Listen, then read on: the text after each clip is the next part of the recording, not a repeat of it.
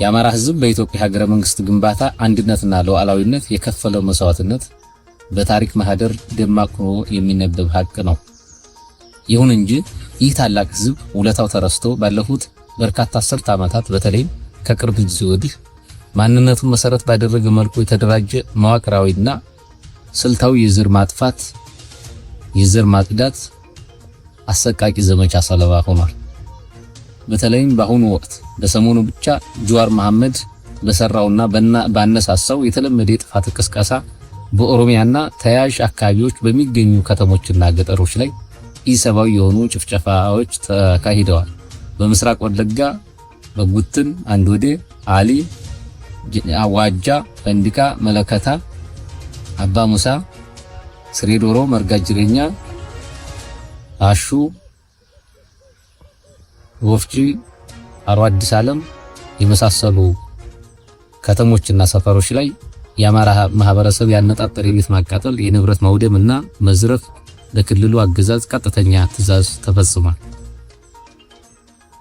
በዚህ ሰሞን ሰቆቃ በኦሮሞ ገዳ ኮማንዶ በመከላከያ ሰራዊትና በቄሮስም በተደራጁ የዘረፋ ቡድኖች የአማራ እናቶችን እና እህቶችን በአሰቃቂ ሁኔታ ደፍረዋል። አረጋውያንና ህፃናት ያለ ርህራሄ ተጨፍጭፈዋል። የጥፋቱ አስፈጻሚዎች መንፈሳዊ ተቋማትንና እሴቶችን ጭምር በማዋረድ የሃይማኖት አባቶችን ሰብአዊነትና ክብር በጎደለው አኳኋን አዋርደው በጥይት ደብድበው ረሽናቸዋል። አስከሬናቸውም በመጥረቢያ ቆራርጠው በእሳት አቃጥለውታል። ይህ በእንዲህ እንዳለ የአብይ አህመድ አገዛዝ ሆን ብሎ የቡሬ ወለጋ መስመር በመዝጋት በወለጋ የሚገኙ የአማራ ተወላጅ መውጫና መግቢያ አጡ ከ5 ዓመታት በላይ ታፍኖ እንዲቀመጥ ተደርጓል። በተጨማሪም ከአዲስ አበባ ወደ ተለያዩ ክልል መስመሮች ላይ አገዛዙ ባደራጀው ህገወጥ ሽፍታ አማካኝነት መንገደኞች ታግተው ከፍተኛ ገንዘብ ከተቀበሉ በኋላ በግፍ የሚገደሉበት አረመኔያዊ ድርጊት ተባብሶ ቀጥሏል። የአማራ ፋኖ ብሔራዊ ንቅናቄ አፋብን አንሻ ሰይድ 4ኛ እዝ ይህንን ለዘመናት የቀጠለ ብሔራዊ የህልውና አደጋ ለመቀልበስ የተረገጠውን የህዝባችንን ክብር ለማስመለስና ደህንነቱን ለበዘላቂነት ለማረጋገጥ የተመሰረተ የማይበገር የትግል ንቅናቄ ነው። 1. በአማራ ህዝብ ላይ የዘር ፍጅት ያወጁት አካላትና ያደረሱት ጉዳት። በአክራሪ የፖለቲካ ልሂቃን የተቀነባበረው ጸረ አማራ የጥፋት ትርክት በወለጋ ምድር። በወለጋ አማራ ላይ ዛሬ እየደረሰ ያለው ሁለንተናዊ ሰቆቃ የአንድ ጀንበር ክስተት አይደለም። አሁን ስልጣን ላይ ያለው አገዛዝና እንደነ ጀዋር መሐመድ ያሉ ጽንፈኛ ኦሮሞ ፖለቲካ ልሂቃን ባለፉት ዓመታት አማራውን እንደ ዋነኛ ጠላት በመፈረጅ መርዛማ የጥላቻ ትርክቶችን በስፋትና በተደራጀ መንገድ ሲያሰራጩ ቆይተዋል። ይህ ስልታዊ የስነ ልቦና ጦርነት በአማራው ላይ ለተፈጸሙ ተከታታይ የዘር ጭፍጨፋዎች ህጋዊና ሞራላዊ ሽፋን ለመስጠት ሆን ተብሎ የተጠነሰሰ ጥልቅ የጥፋት ስትራቴጂ ነው። የጥላቻ ፍሬ በአሰቃቂ ጭፍጨፋ የተዘፈቀች ሀገር አክራሪ ልሂቃን የፈጠሩት የጥላቻ ትርክትና ቀጥተኛ ትዕዛዝ ምክንያት አማራው በገዛ ሀገሩ አብሮት በበላውና በጠጣው ማህበረሰብ ውስጥ ሳይቀር በየቦታው እንዲታረድ ተደርጓል። ጀዋር መሐመድ እና መሰል አማራ ጠል ልሂቃን ቄሮ የተባለውን አደረጃጀት በመጠቀም ባደረጉት የጥፋት ጥሪ የንጹሃን አማራዎች ደም እንደ ጎርፍ ፈሷል። ዘግናኝ አደባባይ በዚህ ጥሪ መሰረት ዘግናኝ አደባባይ እልቂት በሻሸመኔ፣ በቡራዩ፣ በናዝሬት፣ በአሩሲ፣ በሐረር፣ በቡኖ እና በወለጋ በተለያዩ አካባቢዎች የተፈጸሙት ጭፍጨፋዎች የዚህ ጸረ ዘመቻ ማሳያዎች ናቸው። የጭካኔው ጥግ በአንድ ጀንበር ንጹሃን አማሮች፣ ሴቶች፣ ህፃናትና አረጋውያን ሳይቀሩ በቆንጨራ ተቆራርጠዋል። በቁማቸው ቤታቸው ተዘግቶባቸው በሳት ተለብልበዋል። እንዲሁም ማሰብ የሚከብዱ አሰቃቂ ኢሰብአዊ ድርጊቶች ተፈጽሞባቸዋል። ስልታዊ ማፈናቀል የህይወት ዘመን ካብትና ንብረታቸው በጠራራ ፀሐይ ተዘርፎ መኖሪያ ቤታቸው ወድሞ በህይወት የተረፉት ባዶ እጃቸውን ከቀያቸው እንዲወጡ ተደርጎ ዛሬም ድረስ በመጠለያ ጣቢያዎች በከፋ የረሃብና የስነ ልቦና ስቃይ ውስጥ ይገኛሉ። የቤተ እምነቶች ውድመትና የሃይማኖት አባቶች ሰማዕትነት። ያገዛዙና የጽንፈኛ ሊቃኑ የጥፋት ዘመቻ በስጋዊ አካልና በንብረት ላይ ብቻ የተገደበ አልነበረም። ይልቁንም ጥቃቱ ክርስቲያን ሙስሊም ሳይል ማንነትን ብቻ መሰረት በማድረግ የአማራውን ሕዝብ መንፈሳዊና ስነ ልቦናዊ መሰረት ለመናድ የታለመ ነበር። የዘመናት ታሪክ ቅርስና እሴት የያዙ ታላላቅ ቤተ እምነቶች፣ አብያተ ክርስቲያናት፣ ገዳማት እንዲሁም የአማራ መስጊዶችን ሆን ተብሎ በእሳት እንዲጋዩና እንዲወድሙ ተደርጓል። ይህንን ተከትሎ ታቦት የተሸከሙ ሕዝብን በጸሎት የሚያገለግሉ ንጹሃን ኦርቶዶክስ ሃይማኖት አባቶችና ካህናት እንዲሁም የእስልምና ሃይማኖት አባቶች የሆኑ ሼሆች እጅግ የሚዘገንና ርኅራኄ በጎደለው አኳኋን በአደባባይ ታርደዋል፣ በግፍ ተገድለዋል። በወለጋው የዘር ማጥፋትና የተጠነሰሰው መዋቅራዊ እገታ። በወለጋ ምድር በአማራው ላይ የተፈጸመው ግፍ በተለየ ሁኔታ እጅግ የተወሳሰበና በመንግስት መዋቅር ሙሉ በሙሉ የተደገፈ ሰቅጣጭ የዘር ማጥፋት ወንጀል ነው።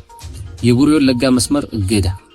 አረመኔው አብይ አህመድ አገዛዝ ሆን ብሎ የቡሬ ወለጋ መስመር በመዝጋት በወለጋ የሚገኘው የአማራ ተወላጅ መውጫና መግቢያ አጥቶ ከ5 ዓመታት በላይ ታፍኖ እንዲቀመጥ ተደርጓል። የተናበበ የጥፋት ተልዕኮ። የወለጋን ጭፍጨፋ አገዛዙና አማራ ጠል የኦሮሞ ሊቃም በሚገባ ተናበው የፈጸሙት ነው። አማራው በታሪካዊ ርስቱና አብሮ በኖረው ቀየው እና ሕዝብ ተጨፍጭፎ እንዲያልቅ አገዛዙ ጸጥታ ኃይሎች ጋር የተናበበ ስልት ተነድፎ ሲተገበር ቆይቷል።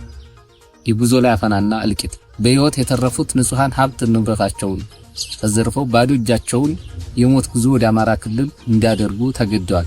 በዚህ ረጅም የእግር ጉዞ ላይ እንኳ ጽንፈኛው ሊቃን ቆንጨራ ያስታጠቃቸውን በቄሮስም የተደራጁ ወንበዴዎችን አገዛዙ ያሰማራቸው ነፍሰ ገዳዮች መንገድ ዘግተው ደፈጣ በመጣል ከልቂት የተረፈውን ሕዝብ በየጥሻው አካሉን እየቆራረጡና በጥይት እየደበደቡ አሰቃቂ ፍጅት ፈጽመውበታል። በአዲስ አበባና በተለያየ ክልል መስመሮች አገዛዙ ያደራጀው የእገታና የግድያ ወንጀል። የአብይ አህመድ አገዛዝ በአማራ ሕዝብ ላይ የከፈተው ጦርነት በመሳሪያ ብቻ ሳይሆን ኢኮኖሚያዊና ስነ ልቦናዊ ጭምር ነው። አማራ በመሆናቸው ብቻ ንጹሃን መንገደኞች ታግተው ቤተሰቦቻቸው መክፈል የማይችሉትን እጅግ ከፍተኛ ገንዘብ እንዲከፍሉ ይገደዳሉ። ገንዘብ ከከፈሉም በኋላ ታጋቾች በአሰቃቂ ሁኔታ የሚገደሉበት አረመኔያዊ ድርጊት ያገዛዙ የዕለት ተዕለት መደበኛ ተግባር ሆኗል። 2 የአፋብን ወለጋ ቢዛሞ አንሻ ሰይድ 4ኛ እዝ ስትራቴጂያዊ የትግል ዓላማዎች። ስያሜውን ወላሂ ድጋሚ አማራ አልሆንም እያለች ከተገደለችው ታዳጊ ንስት የወረሰው የአፋብን አንሻ ሰይድ 4ኛ እዝ ከዚህ ጥልቅ የህዝብ ቁስል የፈሰሰ ደምና የተቃጠለ አጥንት አብራክ የወጣ ኃይል ነው። ድርጅታችን አፋብን የሚመራበትን የትግል መስመር የሚከተለው እዛችን ካስቀመጣቸው ስትራቴጂያዊ ዓላማዎች መካከል አንደኛ ፍጹም የህልውና ዋስትናን ማረጋገጥ። የወለጋ አማራ ብሎም የአማራ ህዝብ አጠቃላይ በየትኛውም የሀገሪቱ ክፍል በነጻነት የመዘዋወር መብቱ የተከበረበትን መንገዶች የማይዘጉበትን በማንነቱ ምክንያት የማይታገትበትን የማይታረድበትን ቤተ እምነቶችና ሃይማኖት አባቶች የማይዋረዱበትን የማይገደሉበትን አስተማማኝ የደህንነትና ፖለቲካዊ ዋስትና መገንባት። 2ኛ ጸረ አማራ የፖለቲካ መዋቅርን ማፍረስ። ህዝባችንን ለዚህ ሁሉ ሰቆቃ የዳረገውን የመንገድ እገታና ሽፍትነት የመንግስት ሥራ አድርጎ የያዘውን አገዛዝ ስርዓት ማስወገድ ነው። 3ኛ ታሪካዊና ስነ ልቦናዊ ካሳ። በወለጋ አማራ ህዝብ ላይ የተሰራውን የሐሰት ጥላቻ ትርክ በመስበር የህዝባችንን ታሪካዊ ክብር፣ ሞራልና ስነ ልቦናዊ ልዕልና መልሶ መገንባት። 4ኛ ወንጀለኞችን ለፍርድ ማቅረብ። በህዝባችን ላይ የዘር ማጥፋት ትዕዛዝ የሰጡ ያስፈጸሙ፣ ህዝብን ያፈናቀሉ፣ ሴቶችን የደፈሩና መንገደኞችን ያገቱ ፖለቲከኞች፣ የጸጥታ አካላትና ጽንፈኛ ታጣቂዎች በማያዳግም ሁኔታ ለታሪክና ለህግ ለፍርድ ይቀርባሉ። 2 ከኦሮሞ ህዝብ ጋር ስላለን ወንድማማችነትና የጋራ አቋም። የአማራና የኦሮሞ ህዝብ የአብሮነት ኑባሬ። በዚህ አጋጣሚ አንድ ጉዳይን በግልጽ ማስቀመጥ ያስፈልጋል። የአማራ ህዝብ ለኦሮሞ ህዝብ ያለው አክብሮት ጥልቅና ታሪካዊ ነው። ሁለቱ ህዝቦች ለዘመናት በጎረቤትነት በንግድና በማህበራዊ ትስስር በጋራ የሥራና የኑሮ ልምድ የተሳሰሩ ሲሆኑ በብዙ ቤተሰቦች ውስጥም በጋብቻና በዝምድና ተቀራርበው አብረው የኖሩ ህዝቦች ናቸው። በመሆኑ በአንድ በኩል ከኦሮሞ ሊቃን የፖለቲካ ሊቃን ወይም ከተወሰኑ የፖለቲካና የታጣቂ ኃይሎች የሚመጡ አደገኛ አቋሞችን በጽኑ መቃወም፣ በሌላ በኩል ግን ይህንን ተቃውሞ በኦሮሞ ህዝብ ላይ እንዳይወሰድ በግልጽ መለየት ያስፈልጋል። የኛ ተቃውሞ በማንነት ላይ ሳይሆን በጥላቻ፣ በጥቃት፣ በመርዶና በሰው ህይወትና ክብር ላይ የሚፈጸሙ ግፎች ላይ ነው። የኦሮሞ ህዝብ እንደ ህዝብ የኛ ጠላት አይደለም። ይልቁንም ከኛ ጋር በብዙ ታሪካዊ የማህበራዊና የቤተሰብ ትስስር የፈጠረ ታላቅ ህዝብ ነው። በተለይ በጋብቻ የተዛመዱ በአንድ መንደርና በአንድ ማህበራዊ ኑሮ የተጣመሩ ቤተሰቦች ቁጥራቸው ብዙ በመሆኑ የሁለቱ ህዝቦች ተፈጥሯዊ ትስስር ያሳያል። ተመሳሳይ አደጋ የተደቀነበት የአማራና የኦሮሞ ህዝብ በወለጋ የትግላችን ዓላማ ተፈጥሯዊ የሆነውን የሁለቱን ህዝቦች የቆየ የጋራ ኑሮና ወንድማማችነት ለማፍረስ ሳይሆን ይልቁንም እንዲጠናከር ነው። የፖለቲካ ልዩነት የህዝቦችን የዘመናት የጋራ ታሪክና ማህበራዊ ትስስር ሊያፈርስ አይገባም። የሁለቱም ህዝቦች ልጆች በነጻነት በክብርና በደህንነት አብረው የሚኖሩበትን ሰላማዊ ማህበራዊ ምህዳር መገንባት የጋራ ኃላፊነታችን ነው። በተለይ በወለጋ ምድር ያለው የአማራና የኦሮሞ ህዝብ አብሮነት የዘላለም ኑባሬ ከመሆኑም ባሻገር ጸረ ህዝቡ የአብይ አገዛዝ የከፈተው እልቂት ጦርነት ሁለቱንም ህዝቦች ዋጋ እያስከፈለ ያለ መሆኑን ይታወቃል። የወለጋን ህዝብ ከጥፋት ለመታደግ የሚደረግ የተቀናጀ ተጋድሎ ላለፉት 8 ዓመታት በዘረፈጁ አገዛዝ በተከፈተ ጦርነት አደጋ ውስጥ የገባውን የአማራና የኦሮሞን ህዝብ ካገዛዙ የጥፋት ፕሮጀክት ለመታደግ መሬት ላይ በደማቅ መስዋዕትነት እየታጀበ ተጋድሎ የሚያደርገው የአፋብን ወለጋ ቢዛሞ አንሻ ሰይድ 4ኛ እዝና የኦሮሞ ህዝብ ወኪል የሆነው የኦሮሞ ነጻነት ሰራዊት የጋራ የመጥፋት አደጋ በጋራ ያሰለፋቸው ኃይሎች ናቸው። የሊቃኑ የፖለቲካ አመለካከት ልዩነት በጠረጴዛ ዙሪያ ለሚደረግ ክርክር የሚያበቃው ጸረ ህዝብ የሆነውን የቀውስና የሽብር አገዛዝ በማስወገድ የህዝብን ህልውና ማስጠበቅ ሲቻል እንደሆነ የምናምን ሁለቱ አደረጃጀቶች አገዛዙ የሚያሰማራውን ጭፍጨፋ ኃይል በጋራ መዋጋት እንዳለብን ካመን ቆይተናል። በጋራ መቆማችን ያልጣማቸውና ገብተው ለመፈትፈት አልመች ያላቸው ግለሰቦች የሚነዙት አሉባልታ የማይበገረው የወለጋ የቅንጅት ተጋድሎ አገዛዙን በማስወገድ ወለጋ የሰላምና የልማት ምድር እንዲሆን ወደፊትም አበከረን የምንሰራበት ጉዳይ ነው። ሶስተኛ ተጠያቂነትና አራተኛ ተጠያቂነትና ፍትህ። በህዝብ ላይ ጭፍጨፋ የፈጸሙ ያስፈጸሙ ስምሪት የሰጡ መዋቅራዊ ድጋፍ ያደረጉ የሚዲያ ሽፋን የሰጡ እና ሌሎችም በተለያዩ መንገድ የተሳተፉ ሁሉ ከህዝባችን ማሸነፍ ማግስት የፍትህ ጽዋን ይጎነጫሉ። የተገፋው ህዝባችን በፍትህ ይታከም ዘንድ ይህንን ለማድረግ አስፈላጊው መስዋዕትነት ይከፈላል። እንዲሁም የኦሮሞ ህዝብ ጨምሮ ከየትኛውም አካባቢ ካለ ህዝብ ጋር መልካም ግንኙነት ያለው የጄኔቫ ኮንቬንሽን እና ሌሎች የጦር ህግጋትን ዓለም አቀፍ ስታንዳርድን አክብሮ እየታገለ ያለ አፋብን ወለጋ ቢዛሞ አንሻ ሰይድ 4ኛ እዝ ማንኛውም በሲቪሊያን ላይ ተፈጽሟል ተብሎ የሚታመኑ የጦር ወንጀሎችም ሆኑ ሌሎች ህገወጥ ድርጊቶች በገለልተኛ ወገኖች ምርመራ እንዲደረግ ጥሪ ያቀርባል። በዚህ ጉዳይ ላይ መሳተፍ የሚፈልጉ ዓለም አቀፍ ተቋማት ለሚያደርጉት ማንኛውም ምርመራ ተባባሪ ከመሆናችንም ባሻገር ሰራዊታችን በሚንቀሳቀስባቸው ቦታዎች ሁሉ ለሚያከናውናቸው ተግባራት ኃላፊነት የምንወስድ መሆኑን ማሳወቅ እንወዳለን።